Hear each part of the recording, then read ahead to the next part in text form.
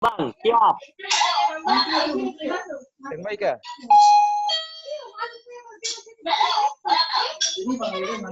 Sudah sholat Bang, jadi Ya, mungkin mau sholat ya. rambut ini Pak. Baru 8 orang. Ya, 9 orang. Isman, mana Misman ini? Rizwan Star. Assalamualaikum. Waalaikumsalam warahmatullahi wabarakatuh. Gimana Pak Rizwan? Lagi flu paketing ini, makanya nggak pakai gambar saja. Kayaknya Ini hadir.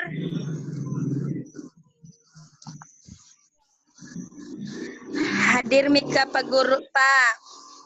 Oh, hadir Maki, alhamdulillah. Iya, ada Mas. Isman hadir Pak. mana mukanya? Jangan bilang hadir. Oh, Iya, ada Mi, kasihan Jami gelap. Nggak bisa kalau terang-terang. agak ya. Hadir Pak. Ya, Lalu. Mana hadirnya? Mana? ada semua. Anu, tolong catatnya, apa videonya? Jangan kau bilang hadir selalu. Selama ini Tidak tidak ada ada. kabarnya. Pak Isman, pengantin baru. Oh begitu Yang Pak. pas ini. Itu suci itu. Ada Kau harus klarifikasi. Isman. Hadir. biasa. Isman, kau harus klarifikasi itu.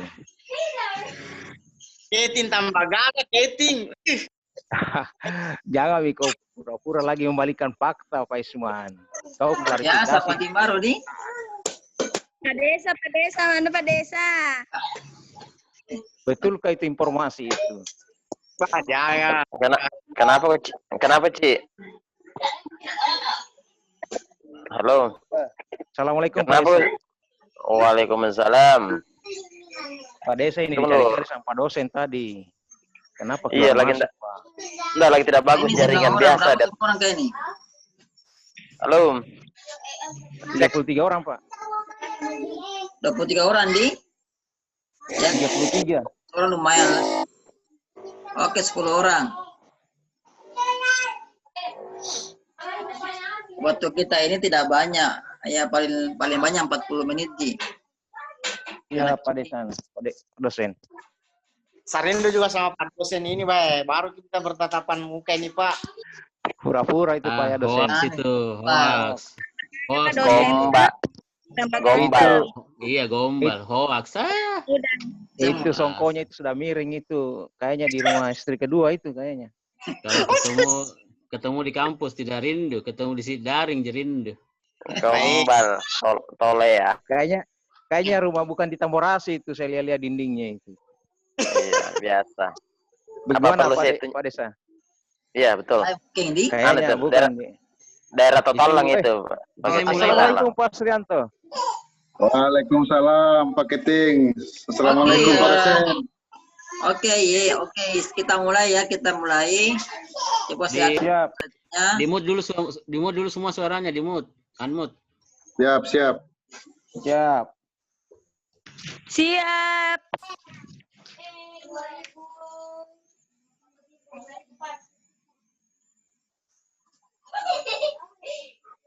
Lalu saya ini hide floating meeting control. Oke.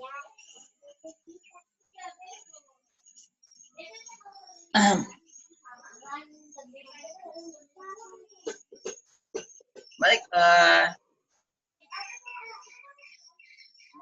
sengaja saya pakai terlambat biar tidak ngantuk. Baik, bismillahirrahmanirrahim. Assalamualaikum warahmatullahi wabarakatuh. Waalaikumsalam. Warahmatullahi wabarakatuh. Selamat berjumpa kembali Bapak Ibu sekalian, peserta mata kuliah Hukum Acara Perdata. Hari ini setelah libur lama, ini termasuk pertemuan kita yang kedua ya. Anggap lihat dulu itu ya. Pertemuan juga, ini sekarang yang kedua. Nah, yang kedua lewat online. Sebenarnya saya ingin kuliahnya di ruang biasa aja. Tetapi berhubung karena COVID-19 ini masih ada di Kolaka dan secara nasional masih bertambah, ya maka kita selenggarakan kuliahnya seperti ini, virtual. Namun kuliah ini tidak ada paksaan ya, jadi saya tidak mau melawan aturan dari kampus itu. Ini kuliah seperti ini harusnya pakai WA, WhatsApp.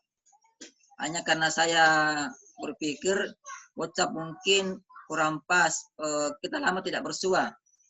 Saya rindu lihat buka-buka Bapak Ibu, itu saja. Jadi kuliah ini sebenarnya bukan paksaan, ya, dan ini bisa nanti di-download di materinya. Ini nanti saya download ke YouTube, nanti bisa download di YouTube. Jadi bagi peserta yang tidak bisa hadir pada hari ini, silakan nanti akan saya bagikan link download YouTube-nya untuk di-download di YouTube. Ya, jadi walaupun tidak ikut hari ini, insya Allah materinya masih bisa tetap didapatkan. Nah, Bapak Ibu peserta mata kuliah Hukum Acara Perdata, minggu lalu kita sudah kuliah sedikit tentang kompetensi pengadilan. Ya. Nah, sekarang ini saya mau bahas sedikit. Jadi judul materi pada hari ini saya beri nama Selayang Pandang Gugatan. Ya. Sebenarnya selayang pandang gugatan itu banyak, luas ya. Hanya pada hari ini saya mungkin menjelaskannya hanya sedikit. Ya, ini saya jelaskan hanya dalam bentuk PowerPoint 4 slide. Itu pun 4 slide-nya itu yang terakhir itu adalah penutup. Jadi sebenarnya isinya cuma 3 slide. Ya. Nah, Bapak Ibu peserta mata kuliah Hukum Acara Perdata, pertama-tama kita akan bahas cara mengajukan gugatan. Ya. Cara mengajukan gugatan ini itu diatur di dalam HIR ya, dan RBG. Ingat, diatur dalam HIR dan RBG. HIR ini adalah hukum acara perdata kita. Kita adalah acuan atau dasar dari hukum acara perdata kita. Jadi HIR yang biasa disingkat dengan Het Indonesisch Reglement, atau dalam lainnya kalau kita Indonesiakan Reglement Indonesia yang diperbarui. Dan RBG ya. RBG atau kita Indonesiakan Reglement Daerah Seberang. Ya. Itu singkatan RBG. Jadi dua aturan ini itu akan menjadi acuan kita dalam melakukan prosedur atau acara perdata.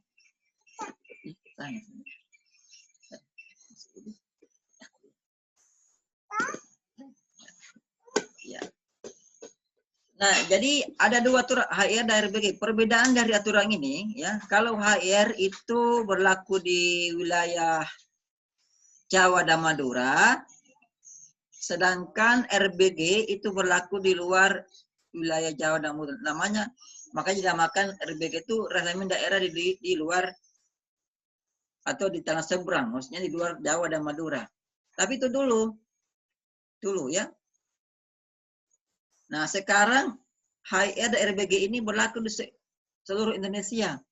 Jadi tidak ada lagi perbedaan penggunaan HIR dan RBG. Sebenarnya isinya sama, nanti akan kita lihat sama, ya. Hanya pengaturan pasalnya yang berbeda. Ya. Sama semua isinya. Nah, cara pengajuan gugatan itu pada dasarnya ini kalau gugatan sudah jadi, itu ada dua. Pertama kita daftarkan di pengadilan yang kompeten, ya. Kemudian setelah itu kita melakukan pembayaran perkara. Jadi tidak ada asas bebas dari perkara ya. Ya, kecuali pengecualian untuk orang yang tidak mampu. Ya, tentu dengan persyaratan-persyaratan nanti ditentukan oleh pengadilan. Tapi pada umumnya beracara itu dikenakan biaya. Ya, ada asasnya ya. Ya, peradilan biaya ringan, cepat dan biaya ringan. Jadi tetap ada biayanya. Nah, kita bisa lihat dasar hukum dari pendaftaran pengadilan, pendaftaran perkara di pengadilan itu yang berkompeten. dapat kita temukan di dalam HIR pasal 118 ayat 1 dan RBQ pasal 124. Coba kita buka pasalnya. Sabar ya, jaringan ini lagi bermasalah. Nah,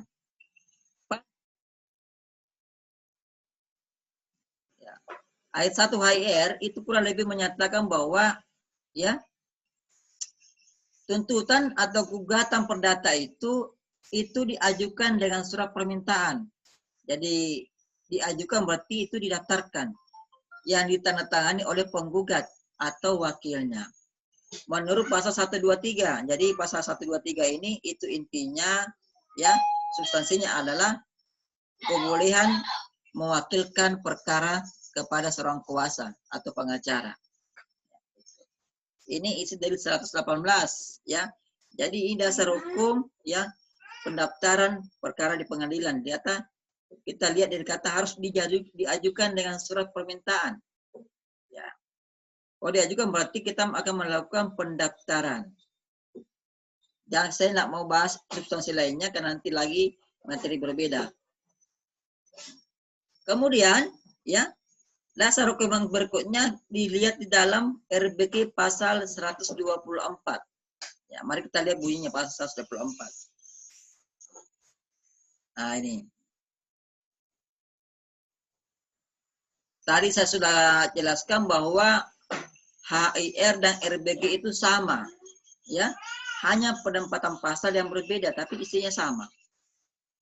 Nah, pasal 142 ayat 1 RBQ menyatakan ya, gugatan perdata ya, ini gugatan perdata itu tetap dia mengatakan dilakukan dengan surat permohonan yang ditandatangani oleh penggugat atau kuasa. Jadi tetap sama mengajukan gugatan. Ini ada Karudin. Oke. Ya itu ya.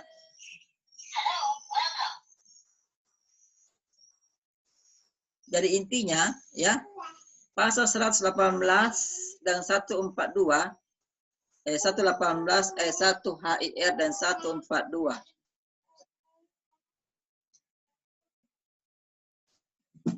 Ini 142 ya, terbalik ya. Nanti saya rubah ya.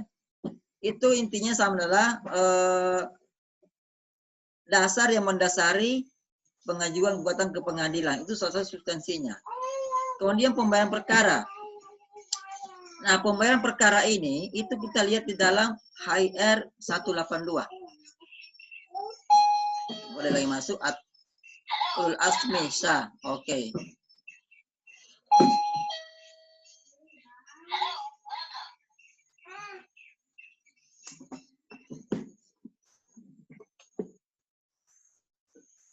Tunggu, saya klik ini, kita lihat apa isinya. HIR 182.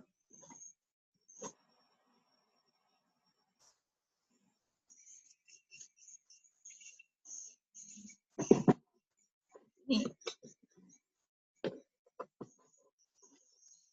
Kembali lagi.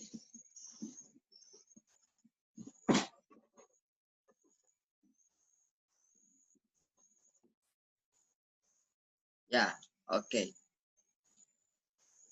Oke. Tunggu ya.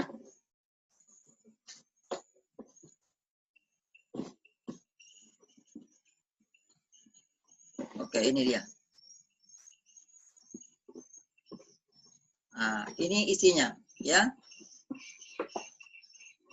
Jadi bisa kita lihat sini apa-apa saja yang menjadi biaya dalam suatu perkara, ya. Ada kurang lebih 6 biaya. Yang pertama biaya kantor panitera pengadilan. Itu perlu.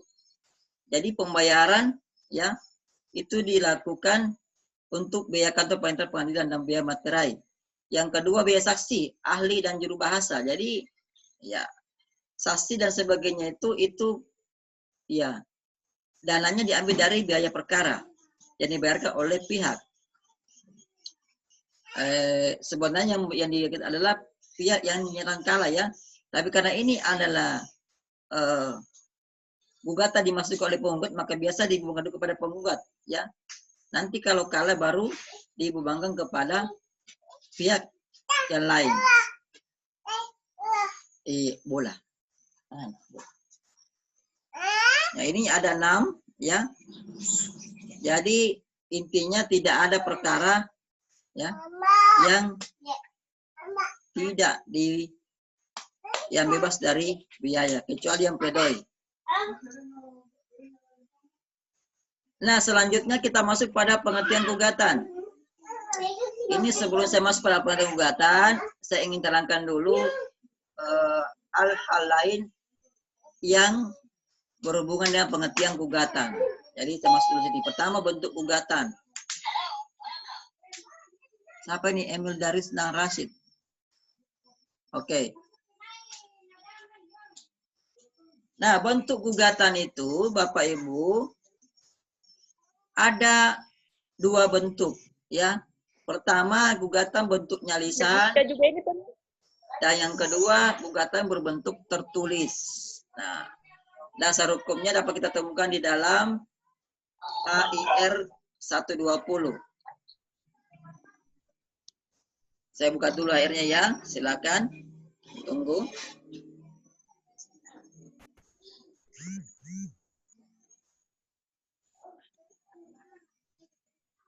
Nah, ini HIR 120. Oke, udah tampil belum? Oke, ini dia. Ada masuk ini chat. Oh.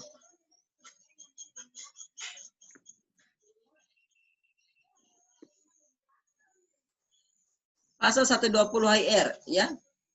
Jika penggugat tidak cakap menulis, jadi ini pengecualian, ya. Jika tidak cakap menulis, maka tuntutan boleh diajukan secara lisan kepada Ketua Pengadilan Negeri. Ya.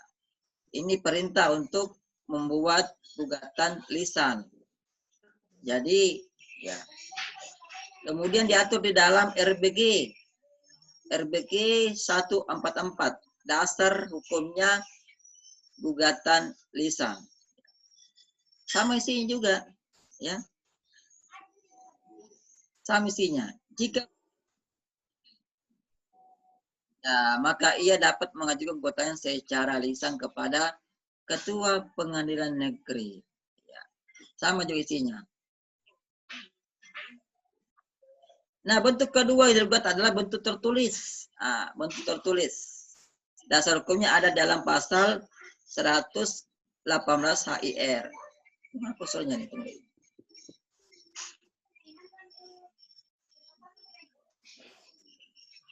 Silakan. Ini pasal 118 ayat 1 HIR ini perlu dihafal ya, karena ini banyak muatannya, banyak substansinya. Pasal ini menjadi dasar pengajuan gugatan atau pendaftaran gugatan.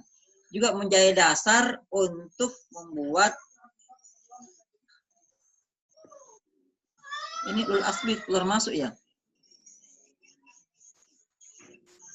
Ya, jadi Bapak Ibu peserta mata kuliah hukum acara perdata ya, pasal 118 ini bagus dihafal ya, dikuasai, dihafal lah.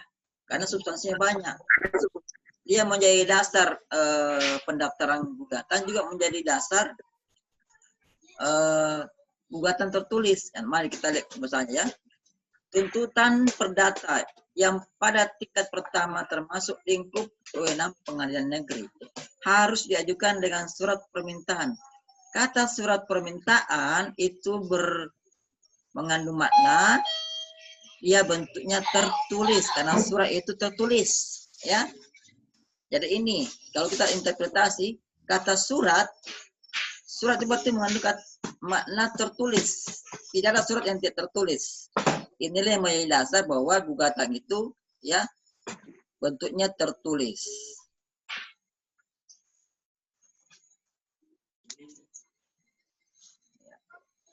Nah, Bapak Ibu sekalian, Bapak Ibu peserta mata kuliah hukum acara perdata, bentuk gugatan tadi lisan dan tulisan itu ya, itu di dalam kedua bentuk itu ada lagi gugatan, 2 gugatan lagi, dibagi lagi gugatan. Kalau kita lihat penyelesaiannya, ya. Pertama gugatan sederhana, ya. Gugatan biasa. Ini yang perlu kita ketahui karena ini baru ini, ya. Ini ada tahun 2015. Ya. Gugatan sederhana dan gugatan biasa. Gugatan sederhana itu kita temukan di dalam Perma. Perma itu peraturan Mahkamah Agung, ya. Nomor 2 tahun 2015 tentang tata cara penyelesaian gugatan sederhana. Ya. Gugatan sederhana ini, ya, itu ciri-cirinya, ya, biayanya atau biaya perkaranya itu 200 juta dan di bawahnya, sampai di atas 200 juta. Dan ini diselesaikannya, penyelesaiannya hanya 25 hari setelah hari penetapan. Jadi ini dianggap gugatan yang sangat gampang selesai. Tunggu dulu, ini Hansing. Nah. Ini tugas buat peserta mata kuliah ini. Saya kasih tugas. Sengaja saya tidak uraikan secara detail gugatan sederhana di sini, ya. Tugasnya Bapak Ibu supaya ada, ya, ada pengetahuan bukan cuma satu arah tapi dua arah. Ya, tugasnya Bapak Ibu ini mencari perma ini, ya. Kemudian baca permanya, kemudian Bapak saya minta menganalisa, Bapak Ibu menganalisa apa yang membedakan gugatan sederhana dan gugatan biasa. Apa yang membedakan antara gugatan sederhana dan gugatan biasa. Sebenarnya sudah banyak di Google, tapi saya minta Bapak Ibu mencari permanya. Di situ sudah jelas.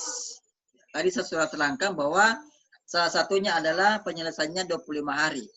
Ya, setelah tanggal penetapan sidang pertama. Dan nilainya, ya, nilainya itu di bawah 200 juta.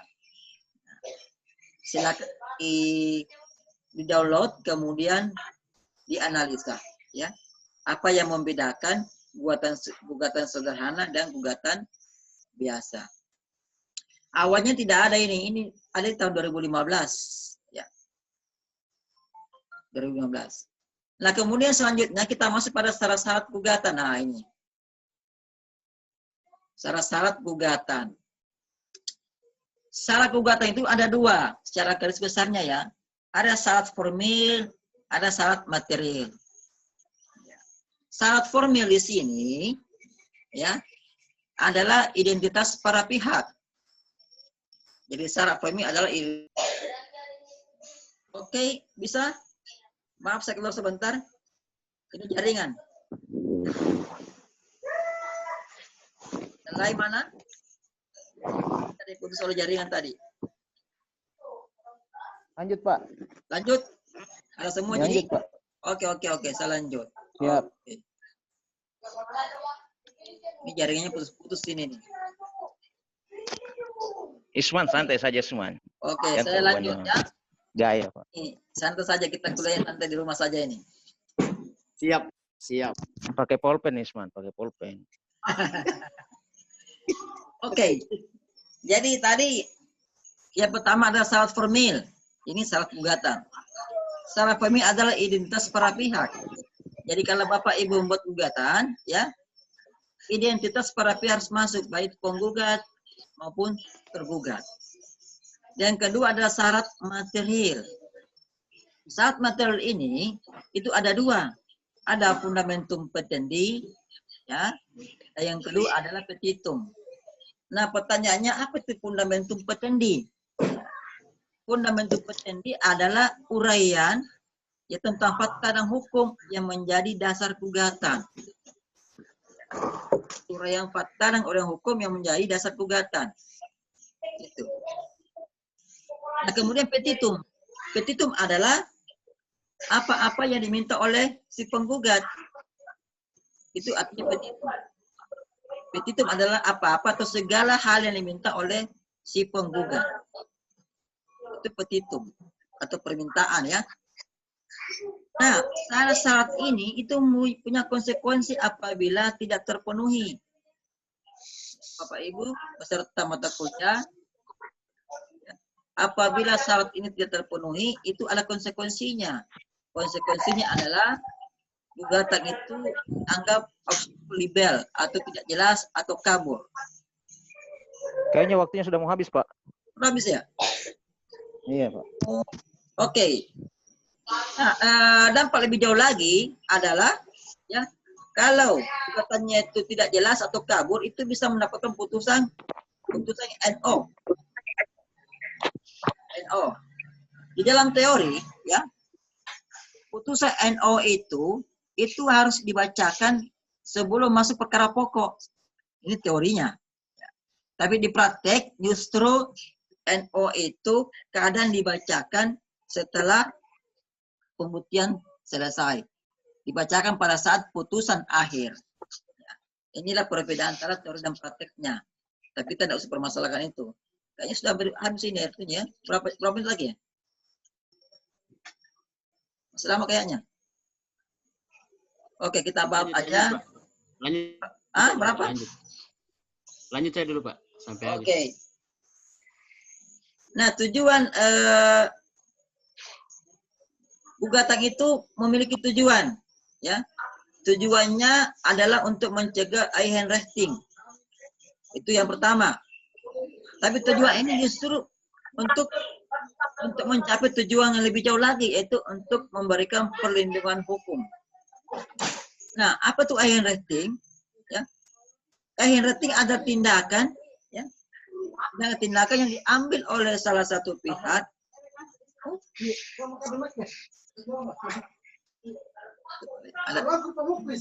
Oke.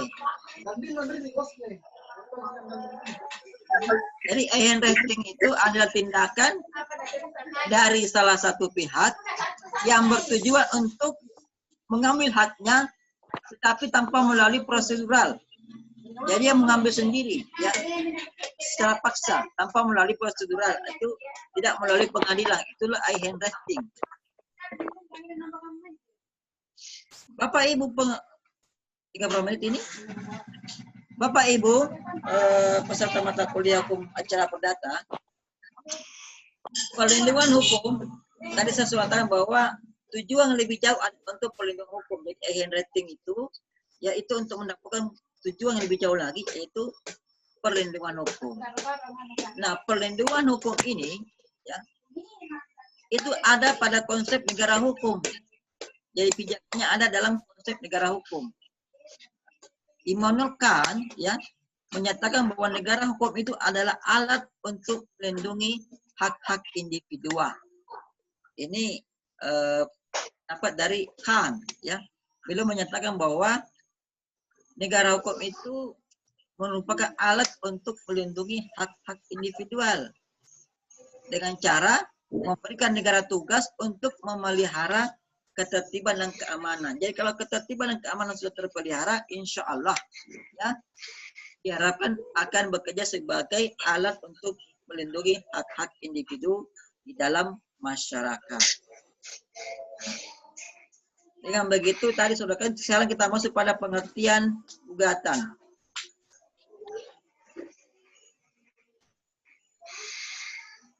Tadi kita sudah bahas semua bentuk, syarat, dan tujuan ya.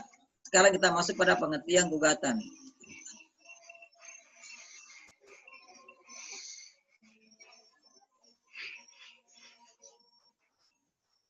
Halo? Jadikan lagi ini. Halo? Halo, Pak. Halo, Pak. Hadir, Pak. Ada. Oke. Jadi dari penjelasan tadi itu, maka kita bisa ambil kesimpulan bahwa gugatan adalah permohonan baik lisan maupun tertulis yang dilayangkan kepada ketua pengadilan yang kompeten yang memuat identitas para pihak, fundamentum petendi, petitum, tanda tangani oleh penggugat atau kuasa hukumnya. Untuk ini masih tambah lagi ya, yang bertujuan untuk mencegah Eigenrecht. Jadi bertujuan untuk mencegah Eigenrecht ya, dan mencapai perlindungan hukum bagi ya masyarakat. Itulah pengertian gugatan. Di sini ada kata-kata dilayangkan ya kepada ketua pengadilan yang kompeten. Berarti kita akan bicara nanti masalah kompetensi pengadilan. Jadi gugatan itu bukan asal dilayangkan kepada pengadilan, ya, tapi pengadilan yang berkompeten. Kalau masalah perdata, masalah tanah, ya, layangkan ke pengadilan negeri. Kalau masalah perceraian, dilayangkan ke pengadilan agama. Ya. Itulah yang dianggap kompeten. Nanti itu sudah saya bahas minggu lalu. Nah, kita pada hari sekian. Ada pertanyaan? Ya, sekian, terima kasih ya. Mari kita sama-sama menjaga protokol kesehatan demi kesehatan bersama. Ya.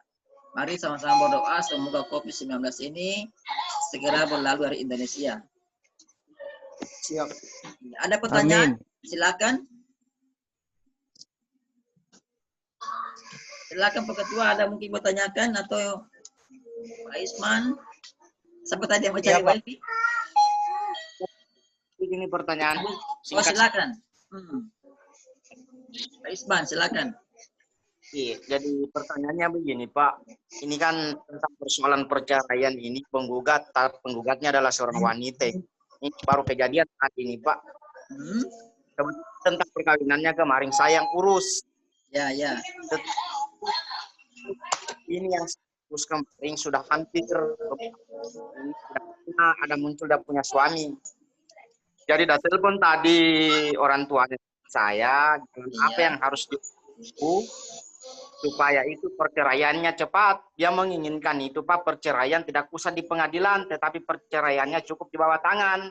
Ya, Tadi ya. perkawinannya kemarin Pak, ini kawin di bawah tangan, tapi harus melalui proses sampai angkat nikah. Jadi saya minta petunjuk sama Bapak ini seperti yang nanti Nah, inti pertanyaannya bagaimana? Jadi pertanyaannya saya Pak, dia menginginkan tidak usah melalui proses pengadilan. Dia menginginkan supaya perceraiannya saja ini hanya melalui kepala desa saja, artinya yang menyaksikan begitu. Kira seperti apa itu Pak? Perkawinannya melalui KUA tidak? Pak, sah-sah saja kemarin perkawinannya. Perkawinannya tidak, ada nggak akta nikahnya? Ada kemarin Pak, semua lengkap, makanya saya agak bingung. Ini, Ya. jadi gini, ini saya jawab secara normatif ya. Bila Ya, kalau Pak. sosiologis, normatifnya begini. Perkawinan yang didaftarkan itu, ya itu kan sudah tercatat di kantor pencatatan. Kalau kita Muslim di KUA. Ya, Nah, kalau perceraian itu dibubarkan, itu maka harus ada juga catatan bahwa perkawinan ini sudah bubar atau cerai. Nah, dalam hal ini, ya, untuk terjadi demikian, maka haruslah melalui putusan pengadilan. Jadi tidak bisa dilakukan perceraian di bawah tangan. Nah, ini kita bicara masa kepastian hukumnya juga. Kepastian hukumnya. Jadi, itu perceraian tidak sah itu. Tidak sah secara hukum negara ya. Secara negara tidak sah. Jadi mereka berdua masuk istri. Jadi perkawinannya kalau mau dibubarkan itu harus melalui pengadilan. Kalau dia Muslim pengadilan agama. Iya Pak. Potensinya pengadilan agama. Kalau non Muslim pengadilan negeri. Iya Pak. Itu saja. Jadi karena sudah terlanjur karena perkawinannya sudah tercatat di KUA, ya, maka kalau mau dibubarkan juga harus melalui prosedur hukum. Pak Resa di sini, mohon maaf, tidak punya kewenangan untuk menceraikan, untuk membatalkan perkawinan. Ya, Iya Pak. tidak punya kewenangan. Pak, bertanya Pak. Agama Muslim. Perceraian sah Pak Ji, perceraiannya tetap tidak sah kalau dilakukan di pengadilan. Ya, Ini perceraiannya tetap tidak sah kalau tidak dilakukan di pengadilan ya Pak. ya, tetap tidak sah. Iya. Ya. Iya. Walaupun mereka Siap. secara sosiologis sudah bercerai, tapi ya secara hukum ini berbahaya bagi suami.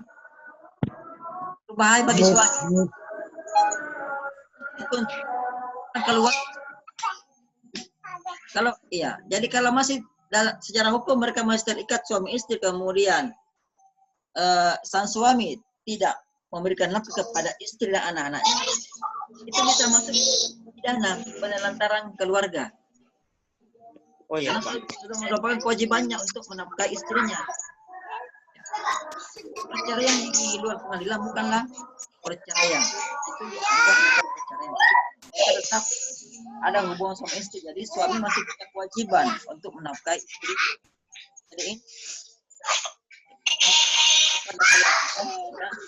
hal-hal negatif seperti ini berbahaya. siap. Oke, yang lain? Saya Pak. Iswanto Pak. Ya, silakan. Ada yang bertanya, silakan. Ya. Silakan Saya Pak Iswanto. Anu Pak, terkait dengan gugatan yang tidak mencantumkan pembebanan biaya perkara Pak. Apakah hakim bisa membebankan biaya perkara itu kepada penggugat atau tergugat, atau akan ada ultra petita Pak? Tidak mencantumkan beban perkara. Artinya dalam petitumnya tidak cantumkan beban perkara kepada siapa? Iya, betul.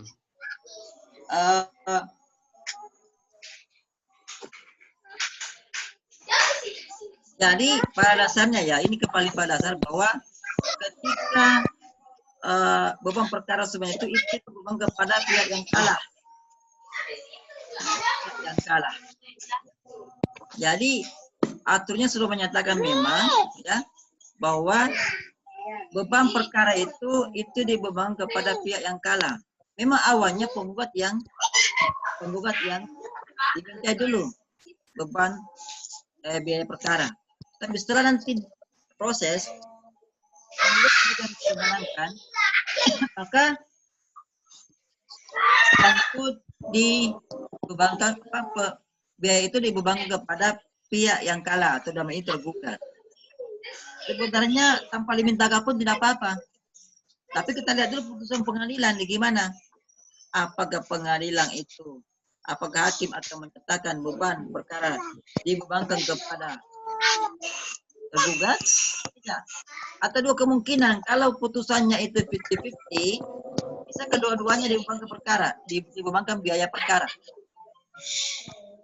Jadi tinggal bagaimana bunyi putusan hakimnya. Tapi secara ya normatif ya beban biaya perkara itu dibebankan kepada pihak yang dinyatakan kalah.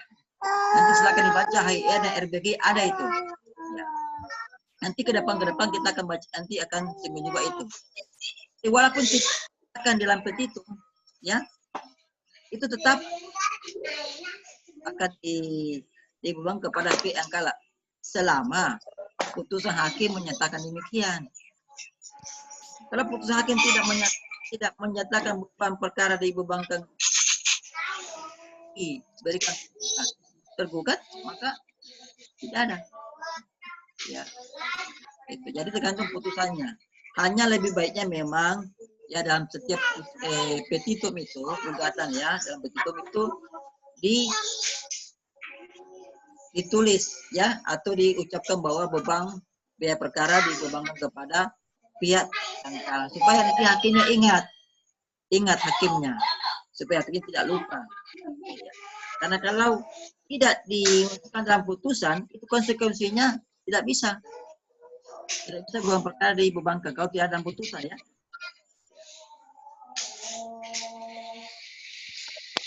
Ada lagi? Oke, Pak, makasih Pak. Oke.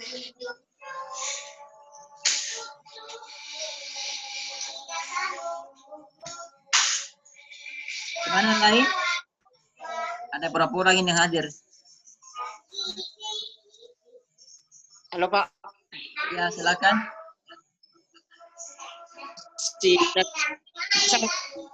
Halo. Ya, halo. Iya, bisa masih satu pertanyaan lagi. Ya, silakan Isman, silakan. Ini yang saya mau bertanya, Pak.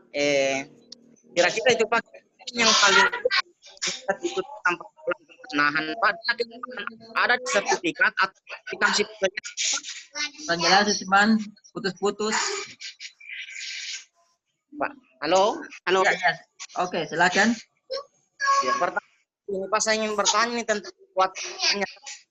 Mana kira-kira itu Pak dia punya dia ada di sertifikat atau dia ada di surat keterangan kalau Kurang jelas, Isman. Tolong diulangi lagi.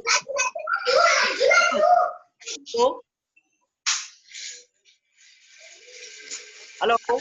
Ya, halo ya. Kepalanya jelas. Silakan tanyakan. Ulangi lagi, saya buka dulu. Mungkin Pak Di, nanti saya kirim melalui biasa pertanyaan ini Pak. Boleh, boleh, Kejadian boleh. ini. Ya, Nanti boleh. Silakan. Kurangnya bagaimana? Yang lain? Oke, kalau begitu tidak ada, ya maka hari kita tutup. Sampai ketemu lagi di kampus apabila COVID ini telah selesai secara tuntas ya. Mudah-mudahan Jadi minggu COVID depan tiap Sabtu, Pak. Minggu depan tiap Sabtu. Minggu Apanya? depan. ya. Minggu depan Sabtu lagi, Pak. Minggu depan insya Allah nanti saya kabari lagi. Kalau jadi akan saya kabari. Insya Allah. Oke, sekian dari saya. Billahi taufiq wal hidayah. Wassalamualaikum warahmatullahi wabarakatuh.